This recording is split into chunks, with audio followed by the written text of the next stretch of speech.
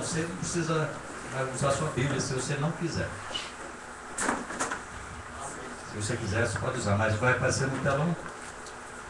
Esse culto está sendo transmitido e as pessoas de casa não conseguem ler o telão. Então as pessoas de casa podem abrir a Bíblia no livro de 1 Samuel, capítulo 17.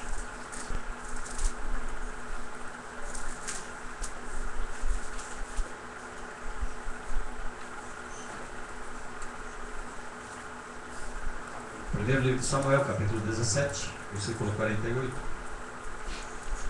Está acostumado com a palavra, sabe o assunto.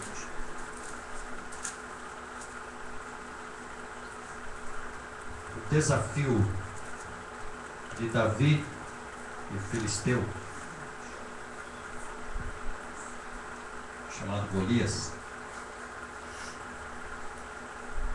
Esse filisteu, ele tinha 4 irmãos do tamanho dele. Uma família de gente grande. Podemos ler? Então, 1 Samuel, quem está em casa agora pode agora abrir a palavra de Deus. 1 Samuel 17, 48. Nós vamos até acho que 49, né?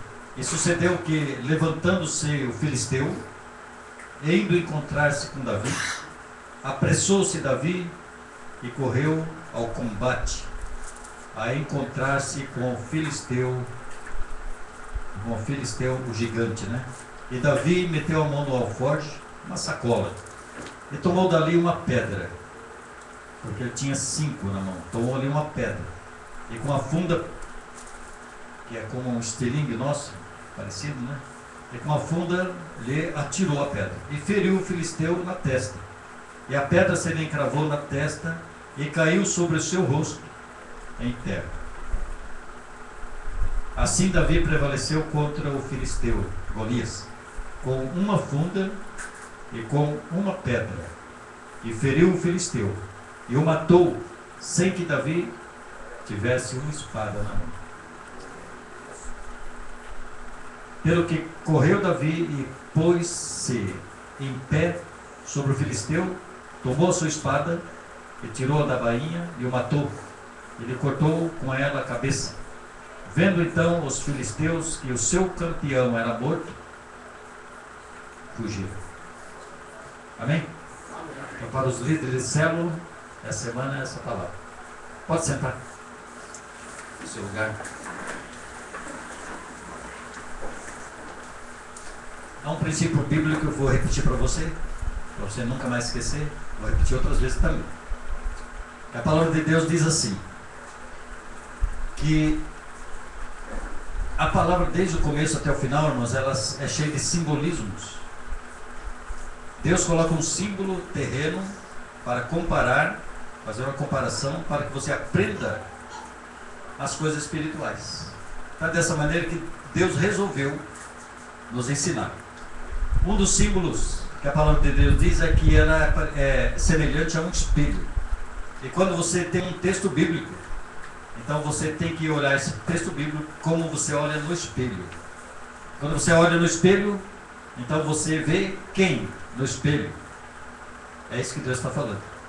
Você tem que te ver no texto que foi apresentado. Se você não tiver no texto, a palavra não serviu para você. E ela foi escrita para você. Para você perceber que na palavra de Deus você precisa ter um encontro com essa palavra e ter uma restauração. Porque você só olha no espelho, irmãos, para ver o defeito e depois corrigi-lo. Você olha no espelho e vê que você tem ruga, você vê que tem espinha, você vê que tem isso, tem aquilo. Você está sempre voltando no espelho, não é isso? Você olha, sai do espelho e você já não se lembra mais como que era a sua fisionomia. Aí você tem que voltar novamente ao espelho. Então a palavra de Deus também aproveita a situação e também diz exatamente isso, que você tem que ir na palavra de Deus, olhar os seus defeitos ou as virtudes e corrigir o que está errado, se arrepender, e as coisas boas então ainda aumentar aquela virtude que você tem. Amém? Amém. Então nesse texto bíblico, como o tempo já foi, então nós vamos ser muito breve para você entender o que Deus está falando nesse texto, que nós temos o costume de pregar bastante, mas cada vez que nós vamos pregar, Deus usa uma nova característica. Então eu vou colocar aqui 4 pontos nessa palavra. Se essa palavra não te alcançar, você perdeu tempo. Aqui. Perdeu tempo. Primeiro, Deus disse ao profeta Samuel: você vai até a casa de Jessé, que é pai de Davi, e lá eu vou te mostrar quem é aquele que eu quero escolher para ser rei de Israel. Quem é que eu preciso que venha reinar em Israel. E lá você vai encontrar. Mas não disse para Samuel quem era. E Samuel então vai até a casa de Jessé, que tinha 8 filhos. E ele disse: vamos fazer aqui um sacrifício, um holocausto, porque nós vamos tratar da obra de Deus. E aí, então chamou na sala e disse assim: eu quero ver os seus filhos passar na minha frente, e nós hoje vamos escolher o rei de Israel. E aí Jessé começa a chamar primeiro os mais fortes, porque naquela época o homem que tinha virtude, que tinha honra, o homem que era visado, era aquele que sabia guerrear, era um homem forte, treinado na guerra. Então Samuel, logicamente, chamou aquele que provavelmente seria o rei, e chamou o filho mais hábil, habilitado na guerra. É esse mesmo. Para ele não teria dúvida nenhuma, e nem para Samuel, o profeta, que é considerado o maior profeta daquela época. Então passa a ser o primeiro filho de Jessé. E quando Samuel viu o primeiro filho, falou: realmente é esse. Tem todas as características de um guerreiro, de um homem que pode liderar e pode reinar Israel. Aí Deus disse para ele assim: mas eu, Samuel, eu não olho a aparência. Eu não escolho pela aparência. Eu não escolho pela aparência. Deus começa a dizer para você agora, você que já foi escolhido, que Deus não olhou para a sua aparência. Não olhou se você era magro, gordo, baixo, alto. Para Deus não serve isso, porque isso não glorifica Deus. Não glorifica. E Jessé, que sabia que não era aquele, com certeza se entristeceu bastante. E aí ele chama o segundo filho, e o terceiro filho, e o quarto filho, e foi chamando. E aí passaram 7 filhos dele, e nenhum deles foi escolhido. E aí o profeta pergunta para Jessé, que era o pai dos moços: por acaso, não tem mais ninguém? Por acaso não tem um outro filho? Sabe que Deus se enganou? Ele falou: tem mais uma, só que ele não é guerreiro, ele não é treinado, ele não é habilitado, ele está cuidando das minhas poucas ovelhas. Está lá no pasto, sujo, mal cheiroso, criança ainda, sem experiência nenhuma em guerra. Porque os homens de guerra que eram contados, o homem que não era de guerra, os velhos, crianças, moços, mulheres, crianças, não eram nem contados. Quando fazia o censo, então eles não eram contados. Quando Jesus multiplicou os pães, então a palavra de Deus diz que havia 5.000. Mas não contou mulheres, nem crianças, nem velhos, nada. Então 5.000 homens de guerra que rendia para a nação. Esse era contado, o restante não.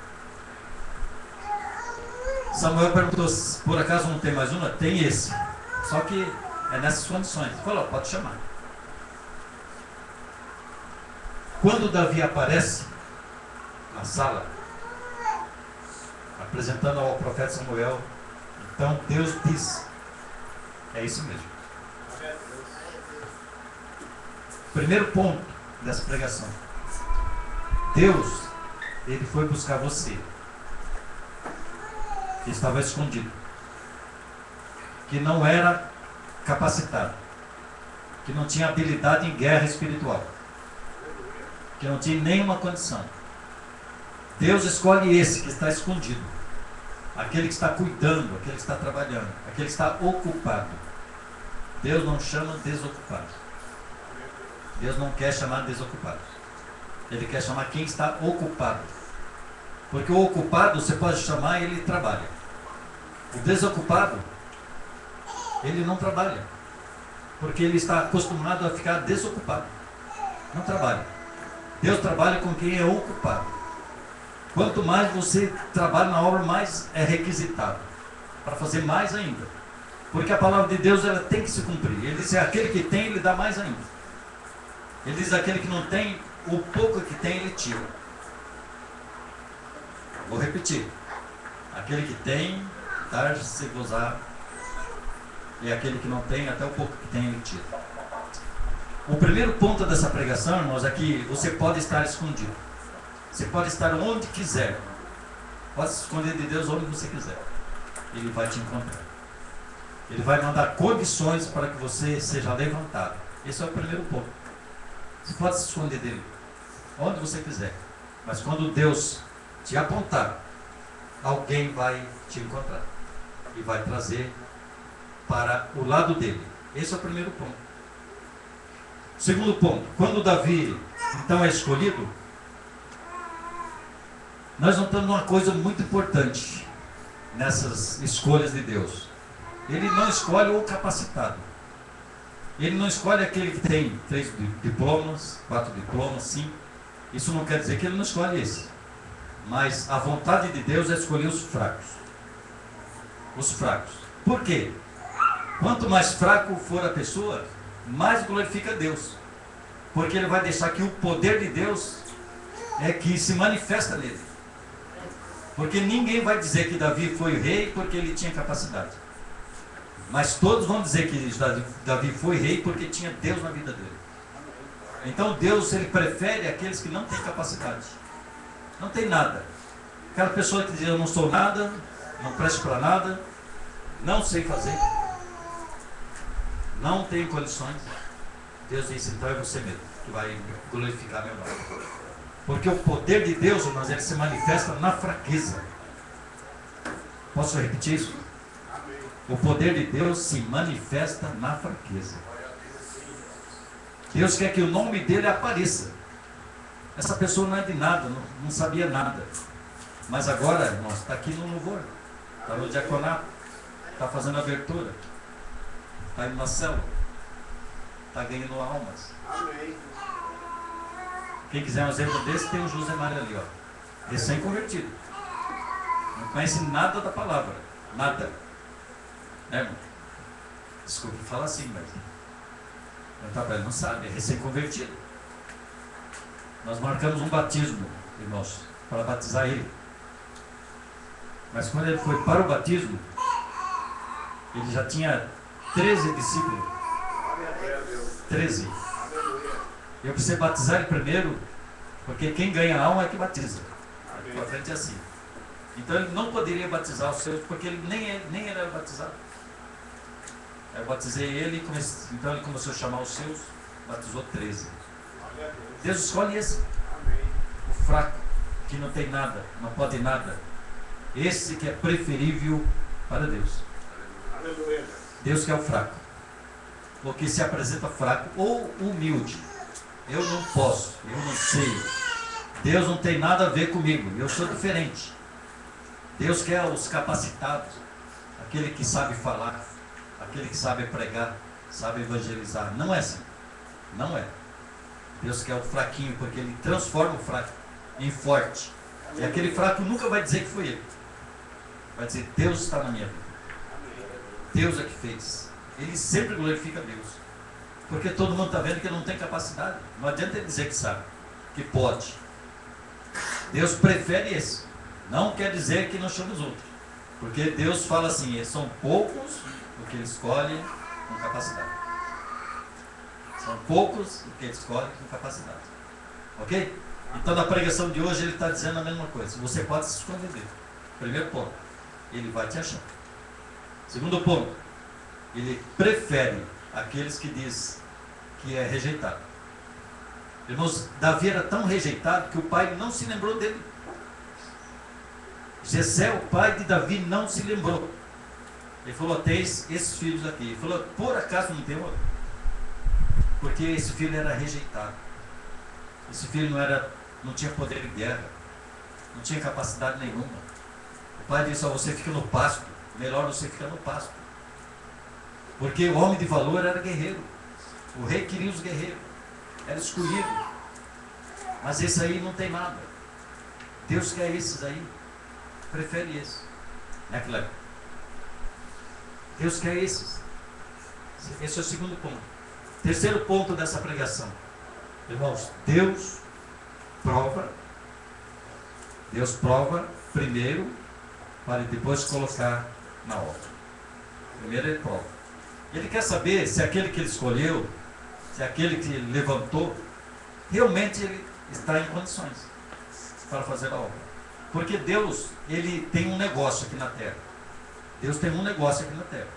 Como você conhece tantos negócios aí, Deus tem um, que é restaurar o reino dele. Ele só pode restaurar com pessoas, não tem outro jeito. Ele precisa levantar pessoas e entregar o reino dele, o trabalho dele, na mão dessa pessoa. Então não pode ser qualquer um.